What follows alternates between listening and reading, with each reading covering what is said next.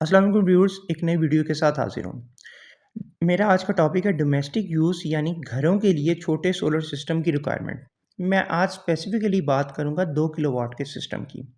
एक ऐसा सिस्टम जिसकी इंस्टॉलेशन कॉस्ट बहुत ही इकोनॉमिकल होने के साथ-साथ बहुत ही कम अरसे में पे बैक भी हो जाती है। वीडियो में आगे चलकर मैं आपको इसकी इंस्टॉलेशन कॉस्ट भी बताऊँगा। मेरे रिव्यू में वो तमाम घर कवर होंगे जिनकी गर्मियों में वापडा यूनिट्स की एवरेज यूटिलाइजेशन 300 से 350 यूनिट्स और मैक्सिमम यूटिलाइजेशन 450 या 500 यूनिट्स तक रहती है। और वो बड़ा सिस्टम अफ़ोर्ड नहीं कर सकते और इवन के 3 किलोवाट का सिस्टम जिसका मैं समझता हूँ कि एक डिसएडवांटेज ये है कि लोग कहते हैं कि जी 3 किलोवाट का सिस्टम लगाना है, तो वो क्या होता है कि वो ऐसे घर अपना दिन के टाइम तो एसी नहीं चला रहे होते, लेकिन वो उनको कोई कहता है जी आपका एसी भी चलेगा। बेसिकली तो वो एसी दिन के टाइम तो यूज़ कर ही नहीं रहे होते। तो वो 3 किलोवाट का मतलब ये है कि आप अपना सोलर सिस्टम लगा के फिर कहते हैं अच्छा जी मैं अब दिन के टाइम भी एसी लगाऊँगा। लेकिन उससे उनको कोई इंस्टॉलेशन कॉस्ट ज़्यादा हो जाती है, लेकिन उससे उनको ख़ास बेनिफिट नहीं हो रहा होता। तो चलें थोड़ा-सा आगे बढ़ते हैं। आपको पता है कि जैसा कि वक़्त गुज़रने के साथ-साथ बेशतर नामवर कंपनीज़ छोटे सोलर सिस्टम को कतई डील नहीं करतीं और फिर अगर आपको सोलर सिस्टम का ज़्यादा नॉलेज ना हो तो नॉन टेक्निकल वेंडर्स और इंस्टॉलर पर इन्हिसार करते हैं। लेकिन वो आपका जो सिस्टम है वो इतना अच्छा एफिशिएंट नहीं लगा पाते और बल्कि आपको कॉस्ट भी बहुत ज़्यादा पड़ती है। तो आपको इसके बारे में खुद ही नॉलेज होना चाहिए।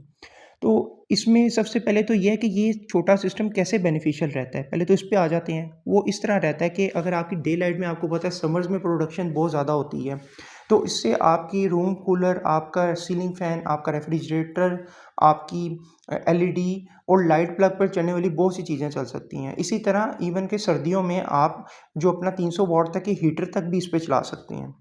इसके अलावा आपको जो यूनिट्स अगर आपके 400 जाते हैं, तो अगर आप ये सोलर सिस्टम इंस्टॉल कर लेते हैं, तो हो सकता है 200 की लाइन में रहें। तो देखें ना वो आपकी स्लैब कम आ गई, जो आपकी टैरिफ है वो कम हो गया और आपका बिल हाफ़ तक चला जाता है। अगर आपका 20,000 है, तो आपका लेस दैन 10,000 हो सकता है। अगर आपका 25,000 आना है, तो आपका 12,000 या 10,000 पे हो सकता है।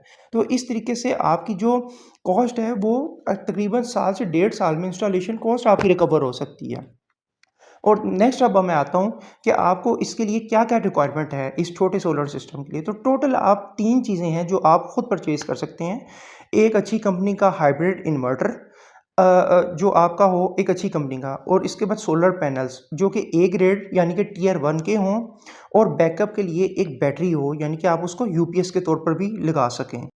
तो व्यूअर्स मेरी जो इंस्टॉलेशन कॉस्ट आई है वो है तकरीबन 2,60,000 के करीब और ये आजकल जो पैनल्स के रेट हैं इससे कम मज़ीद भी हो सकती है, लेकिन इसमें सब ए प्लस चीज़ें हैं।